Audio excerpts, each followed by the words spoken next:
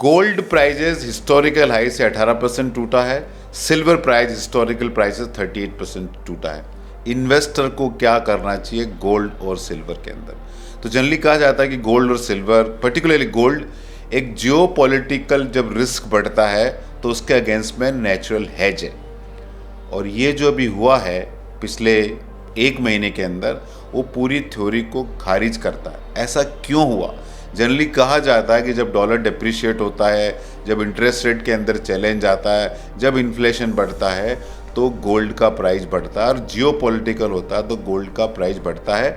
ये एक प्रॉपर एक हिस्ट्री में या फाइनेंशियल इंस्टीट्यूशंस में, एकेडमिक में वेल टॉट एक थ्योरी थी, लेकिन पिछले एक महीने में इस थ्योरी को खारिज किया।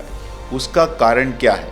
क्यों गोल्ड, जब जियोपॉलिटिकल क्राइसिस बढ़ रही है, गोल्ड का दाम नहीं बढ़ रहा बल्कि टूट रहा है? सब लोगों का एक महीने पहले एक्सपेक्टेशन था कि ये जब इजराइल ईरान यूएस वार हुआ तो अभी गोल्ड का प्राइस और बढ़ेगा, लेकिन गोल्ड का प्राइस टूटा, वो भी 18% टूटा है, और सिल्वर तो करीब 38% नीचे गया।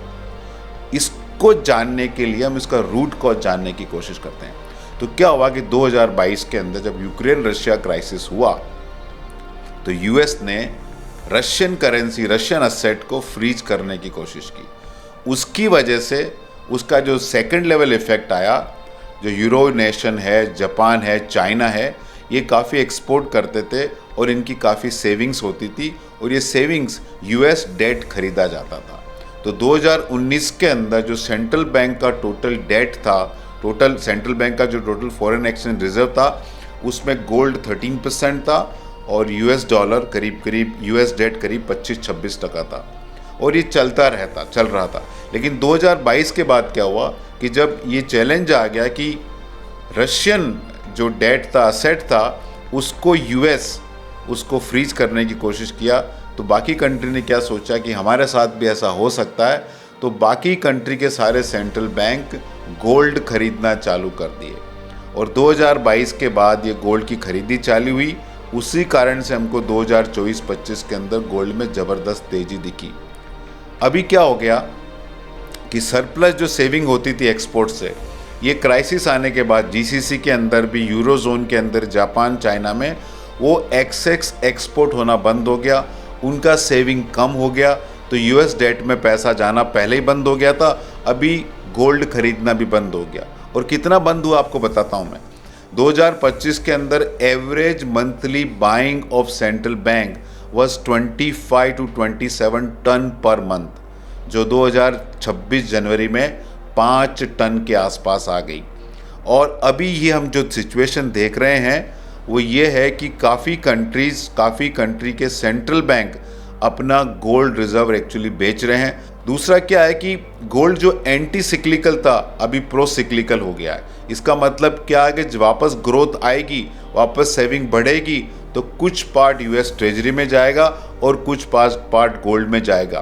तो गोल्ड का पुराना स्टैंडर्ड प्लेबुक है, उसकी जगह गोल्ड में अभी नया प्लेबुक आ गया है।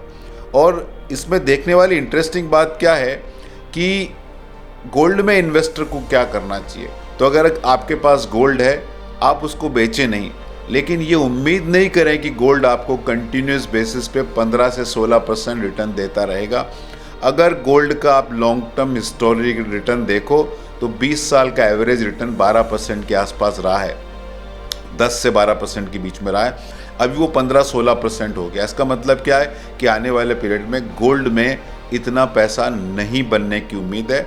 तो ये नहीं कि आपको गोल्ड जाके बेच देना है, लेकिन नया एक्सपोजर आप अपने असेट अलोकेशन के बेसिस के ऊपर ही लें।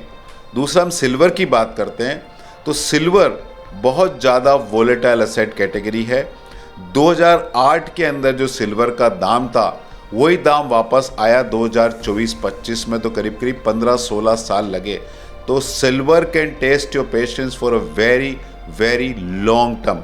तो अगर आप गोल्ड में पैसा डालें तो कम से 5 से 7 साल का आपका व्यू होना चाहिए, और अगर आप सिल्वर के अंदर पैसा चाहिए डालना है तो कम से कम 10 से 15 साल का आपका व्यू होना चाहिए दोनों असेट कैटेगरी के अंदर पैसा डालने के लिए।